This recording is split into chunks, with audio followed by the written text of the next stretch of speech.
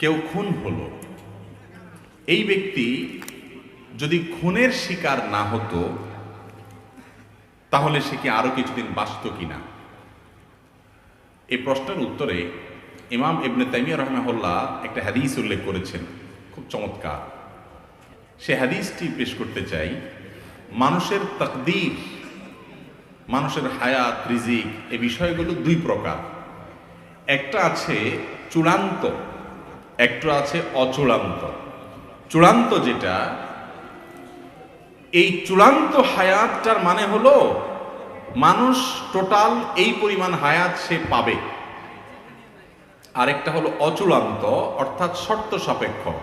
এই কাজটা করলে তার এতদূর হায়াত হবে, এটা না করলে এতদূর হবে। এটা হলো অচূড়ান্ত। তো যেটা বলতেছিলাম, গুরুত্বপূর্ণ একটা ইস্যু। কোনো মানুষ যদি কারোর হাতে খুন হয়, মারা যায়, এই লোকটা তার হায়াত এতটুকুই ছিল যে খুন হয়ে গেছে, নাকি আরো কিছুদিন ছিল, খুন করে বেচারাকে হায়াতটা কমাই দিছে? এর উত্তর হলো তার হায়াত অতদিনই ছিল, তার হায়াত অতদিনই ছিল। এখন প্রশ্ন হবে, তাহলে খুনির দোষটা কি?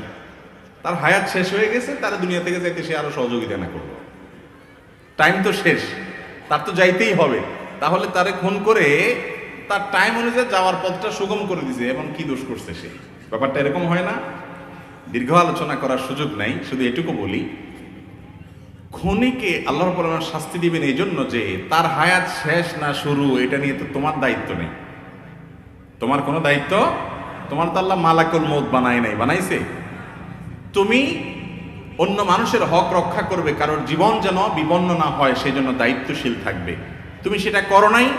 তোমার নিজের রাগের মাথায় হোক, ক্ষোভের মাথায় হোক, যেভাবে হোক, পাপের পথ, নিষিদ্ধ পথ তুমি গিয়েছ, সেজন্য তোমার শাস্তি হবে। আর ওই ব্যক্তির যে মৃত্যু হয়েছে, সেই মৃত্যুটা সময় মতো হয়েছে কিনা, আর সে বাঁচত কিনা, এ বিষয়ে বলতে গিয়ে একটা হাদিস বলছিলাম।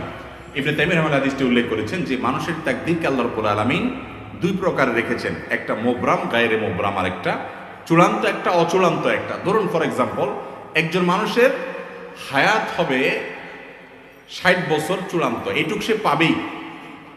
আর এরপরে এডিশনাল আরো 10 বছর আল্লাহ তাআলা, কারোর জন্য 10, কারোর বছর 12, কারোর জন্য কোনো মেয়াদে আল্লাহ তাআলা এডিশনাল হায়াত রেখেছেন। এই এডিশনাল হায়াতটা বান্দার বিভিন্ন কাজের উপর নির্ভরশীল রেখেছেন। এর অসুখ হবে, অসুখ হওয়ার পরে সে যদি গাড়ি আনে, এনে যদি ডাক্তারের কাছে টাইম মতো নিতে পারে হাসপাতালে, তাহলে সে আরো এত বছর বাঁচবে। যদি না পারে, এর মধ্যে শেষ। এই বিপদটা আসবে। যদি হয় তাহলে সেক্ষেত্রে সে এখনই শেষ হবে, যদি না হয় সে এতদিন বাঁচবে। এখন এই যে অচূড়ান্ত হায়াতটা, তাকদীরের যে লেখক ফেরেশতা, তারাও কিন্তু জানে শুধু চূড়ান্তটা, কত বছর কে পাবে, আল্লাহ তাদেরকে এতটুকু জানাই দেয়। অচূড়ান্ত যেটা, ওইটা আল্লাহ ছাড়া এমনকি তাকদীরের লেখক ফেরেশতাও পর্যন্ত জানে না।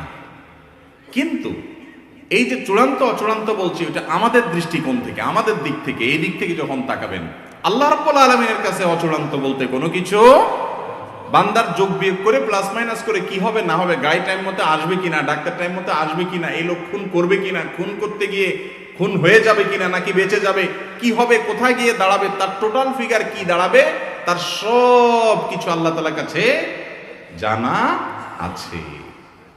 কথা কি বুঝাইতে পারছি?